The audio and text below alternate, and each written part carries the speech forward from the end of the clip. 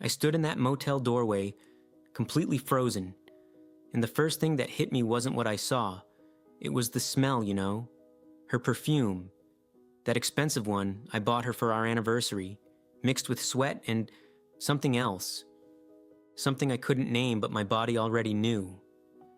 And there on the nightstand, right next to Victor's car keys, was her wedding ring. She'd taken it off, prepared for this, planned it.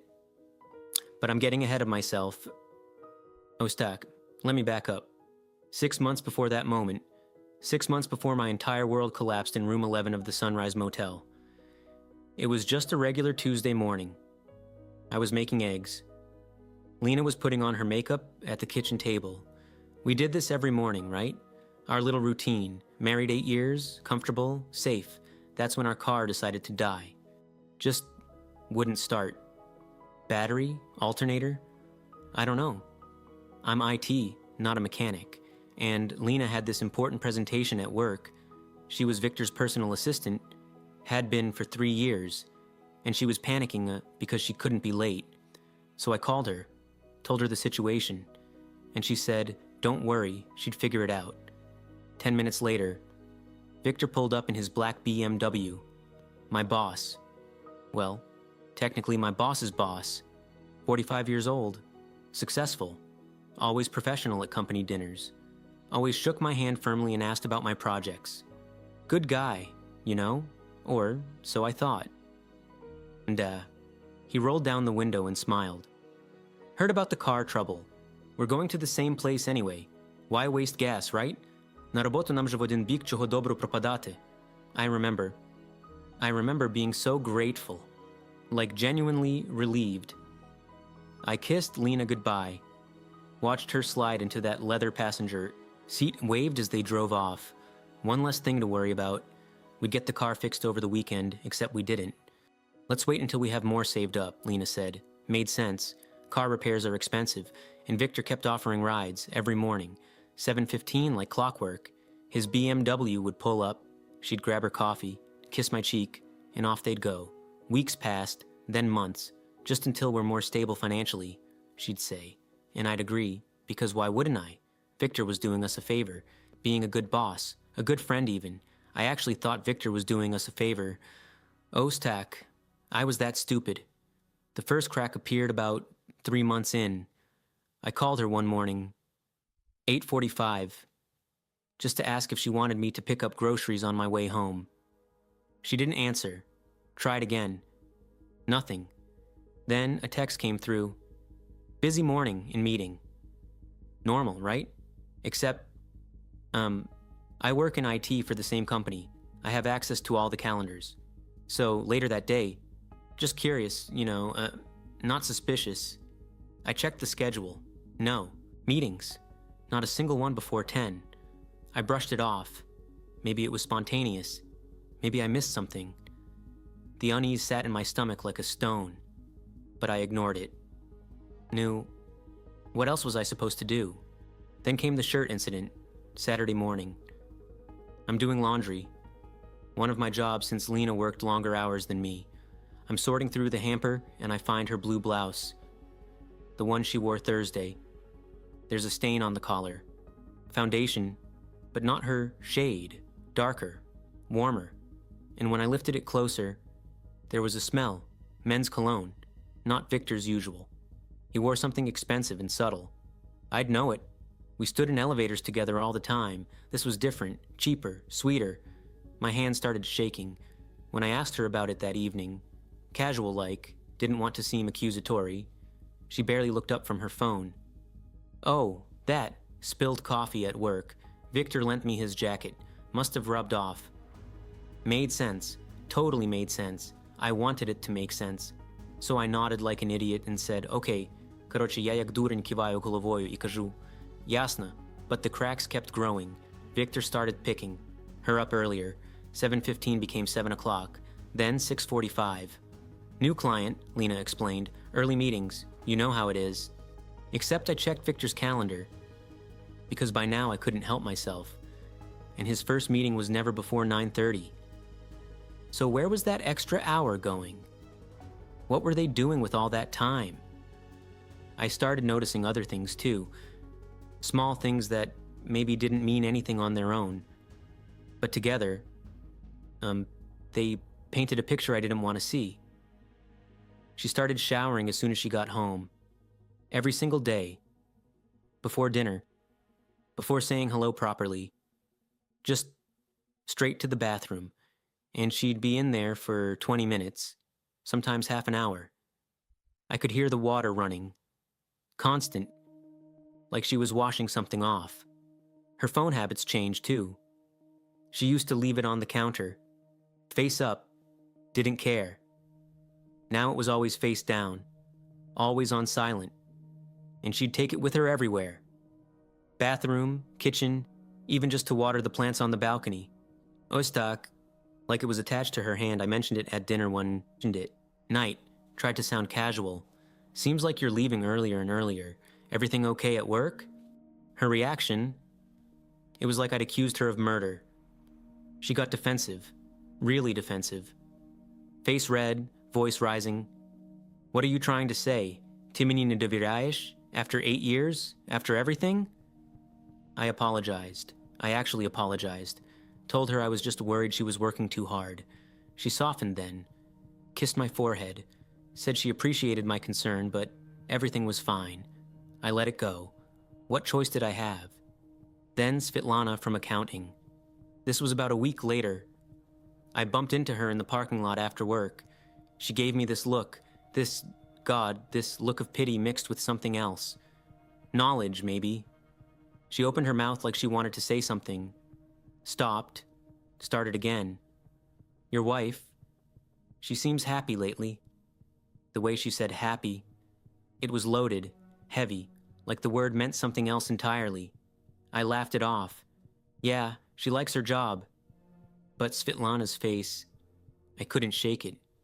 That look haunted me for days. That's when the real doubt started crawling in, like insects under my skin. I started paying attention to everything. The way she'd smile at her phone when she thought I wasn't looking. The new underwear that appeared in her drawer. Stuff I'd never seen her wear for me. The fact that she stopped initiating anything between us. Stopped responding when I tried. We went from 3 times a week to nothing. Just nothing. And when I asked about it, she'd blame work stress, exhaustion, headaches, always something. The breaking point came on a Tuesday night. I couldn't sleep. 3 in the morning, lying there staring at the ceiling while Lena breathed softly beside me. Her phone was charging on the kitchen counter. I'd never checked it before. Never had a reason. Trusted her completely. But I couldn't stop thinking about Svetlana's face, the cologne on the shirt, the missing hour every morning, the defensive reaction, the showers, the new underwear, the constant phone guarding. So I got up, walked to the kitchen, stood there in the dark staring at her phone like it was a bomb. Just prove yourself wrong, I thought. Prove you're being paranoid and crazy, and then you can finally sleep. I opened Google Maps, location history, timeline. My hands were already shaking. Every morning, same pattern, leaves house at 7:15. But then, there's a stop. 45 minutes, every single day, not at the office, Motel Sunrise, Route 12, 3 kilometers from their office building. Check-in, 7:30, check-out, 8:15, like clockwork. I scrolled back and back and back, 5 months. It had been going on for 5 months, starting exactly 1 week after the convenient rides began. 1 week after our car mysteriously broke down. The phone slipped from my hands, crashed onto the tile floor, screen spiderwebbed into 1,000 cracks, but I could still see it. That blue dot, parked at that motel, over and over and over. The crack ran right through it. Iot, like my whole world splitting open. Iznaete sho najstrašніше? Part of me still wanted to find an explanation. Some normal, reasonable explanation. Maybe she stopped there for coffee. Maybe Victor had business meetings there. Maybe, mda. But I knew, deep down, I already knew. The next morning, I called in sick. First time in 3 years. Told them I had food poisoning. Lena kissed me goodbye. Told me to rest. Promised to bring soup home. Then she walked out the door at 7:10, and I waited exactly 3 minutes before following. Victor's BMW was easy to tail. Black, sleek, distinctive. I stayed 4 cars back. Heart pounding so hard I thought I'd pass out. We drove past their office building, kept going, and then the turn signal. Route 12, Motel Sunrise. The sign was faded pink, half the neon letters burned out. It looked exactly like the kind of place you'd go to if you didn't want to be seen. Cheap, discreet, forgotten. Victor's car pulled into the parking lot at 7:28, 2 minutes early. I parked across the street behind a dumpster where I could see, but they couldn't see me. Watched them get out, his hand on the small of her back. Her laughing at something he said. They walked to room 11, ground floor. Curtains already closed even though it was morning. The door shut behind them. I sat there for 15 minutes. Couldn't move, couldn't think, just frozen. I noticed the stupidest things. The pink paint on the motel door was peeling.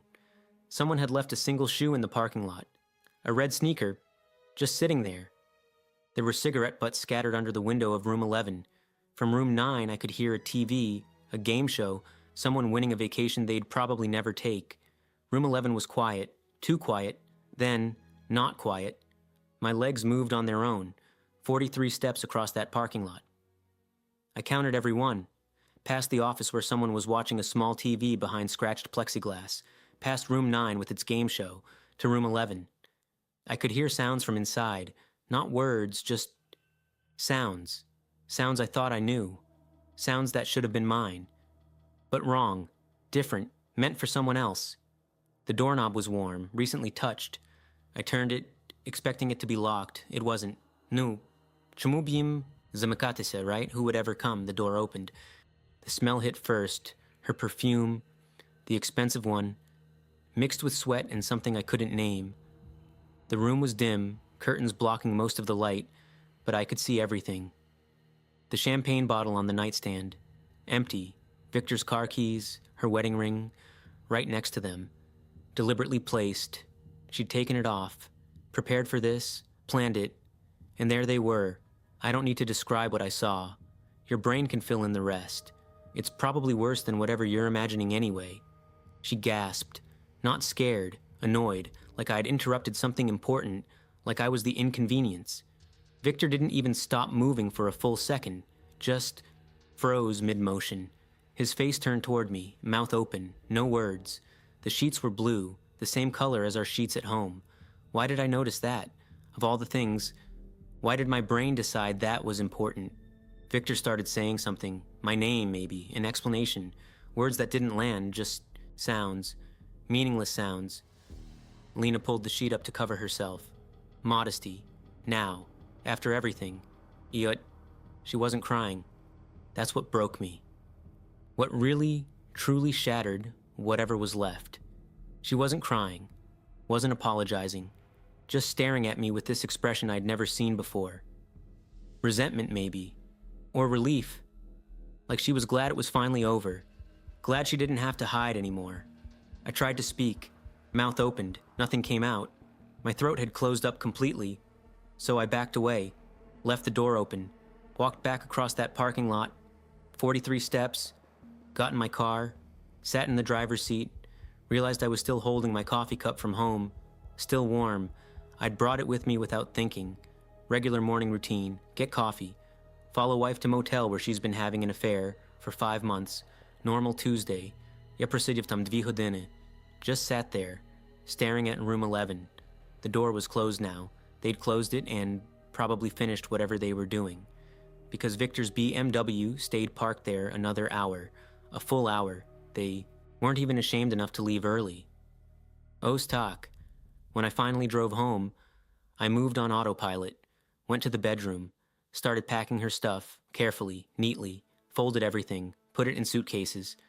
She came home at her usual time, 6:30, walked in and saw the suitcases in the hallway, saw me sitting on the couch with my headphones on. She tried to explain, mouth moving, hands gesturing. I could see her crying now, finally crying. But I couldn't hear it. Turned the music up louder, watched her lips form words, excuses, justifications, apologies, whatever. Divorce papers were filed within a week. I used vacation days, hired a lawyer, got it done fast, no fights, no arguments. She didn't even contest it. Victor fired her 2 weeks later. Covering his tracks, probably, protecting himself. She was suddenly the victim in her story, telling friends he'd taken advantage, that she'd been coerced. Funny how that worked. People asked me what happened, friends, family, coworkers who'd seen us together at company parties. I just said, didn't work out. Anne left it at that. Nobody knows about the motel.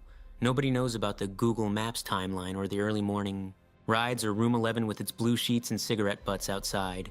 That secret somehow feels like the last thing that's just mine, the last piece of truth only I carry. I still have her location sharing on my phone. Forgot to turn it off. Or maybe I didn't forget. Maybe I just can't bring myself to do it. Sometimes, late at night, when I can't sleep, which is most nights now, I check it. That blue dot, she's at different motels now, different locations, different rooms, different men probably. The dot moves around the city like a ghost, like a reminder. I could turn it off with a single tap, delete her completely, but I don't. Maybe I just need to knew that it wasn't about me, that she was always going to be that person, that nothing I did or didn't do would have changed it. Or maybe I'm just not ready to let go of the pain yet. Maybe the pain is all I have left of those 8 years, of the life I thought we had. Don't know which is worse. Funny thing is, our car, the one that supposedly broke down 6 months ago, the one that started this whole convenient arrangement, I found the invoice last week, going through old files for the divorce, maintenance record from 2 days before it mysteriously stopped working. She'd taken it to a mechanic, had him disable the starter, paid him cash, planned the whole thing. The car was never actually broken. She orchestrated everything from day one. Ostak, every single part of it,